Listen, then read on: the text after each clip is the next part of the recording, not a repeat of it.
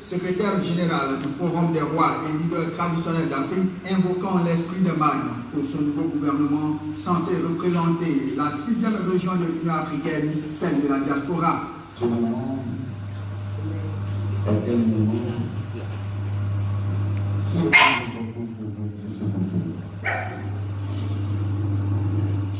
Puis vient la remise symbolique d'attributs au Premier ministre universitaire martiniquais Louis-Georges Tine. Je vous remets ceci pour défendre l'Afrique. Enfin, l'investiture par les rois et chefs traditionnels du continent a cours de rôle, comme ici la forte délégation camerounaise apportant sa bénédiction au nouveau chef du gouvernement.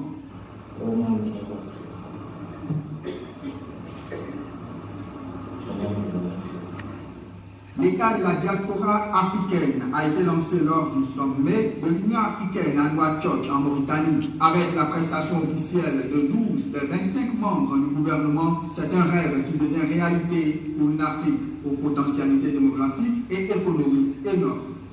Il faut rappeler que la diaspora, c'est 350 millions d'habitants dans le monde. Elle est présente partout.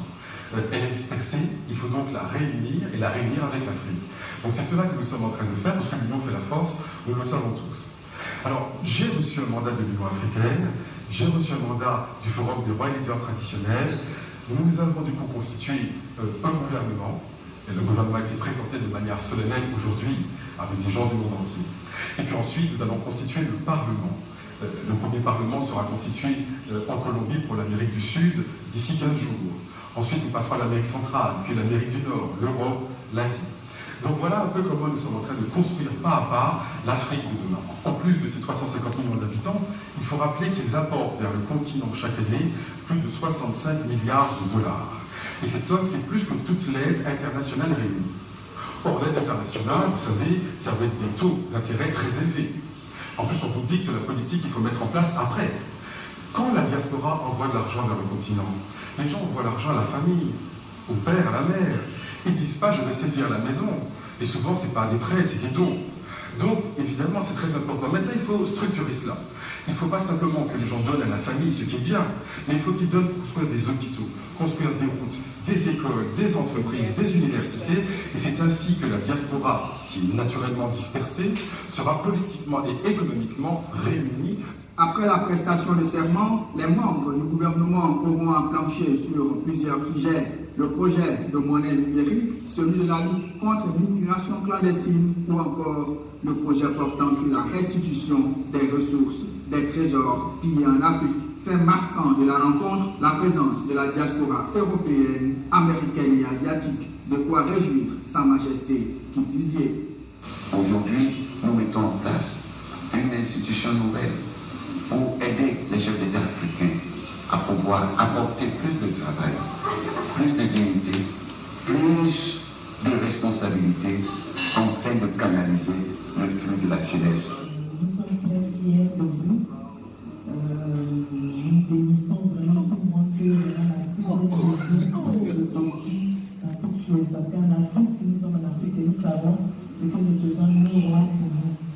Bien que formé tout récemment, le gouvernement de la diaspora africaine a déjà abouti à des résultats concrets. Louis-Georges Tine a obtenu du président Emmanuel Macron l'engagement à restituer à l'Afrique les objets volés pendant la colonisation, ce qui est une victoire historique. Et cette campagne progresse aussi en Belgique, où une résolution en ce sens devrait être présentée au Parlement dans les semaines à venir. À l'occasion de l'ouverture de ce forum, nos reporters ont... This is Dr. Melody Harris-Sparrow, Minister of Tourism for the State of the African Union. We have two kind of... Mes attentes sont grandes. La diaspora et le continent africain, de nouveau réunis en termes d'affaires, de commerce, d'éducation, d'agriculture. Le champ est vaste. Agriculture, it's too vast. Well, I should say we need to reconnect. Nous devons reconnecter la diaspora africaine au continent. Nous voulons ramener tous les enfants de la diaspora sur le continent. Here in Africa. Si nous voulons, nous pouvons.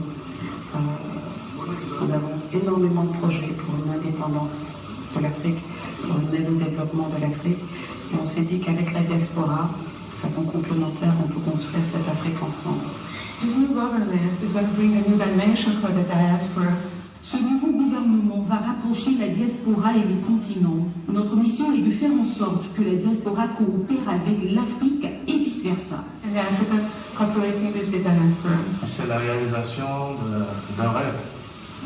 Les Africains partis depuis la période de l'esclavage et qui décident de réaliser en commun un rêve, c'est-à-dire qu'ils se rendent compte qu'ils ont un destin commun. Bonne nouvelle pour les directeurs régionaux, départementaux et chefs de cantonnement des eaux et forêts. Ils ont reçu. This is Dr. Melody Harris-Barrow, Minister of Tourism for the State of the African Union here in the Ivory Coast. And this is the journal Business 24 that gave the great news of what happened here in Ivory Coast with the state of the African diaspora. Thank you.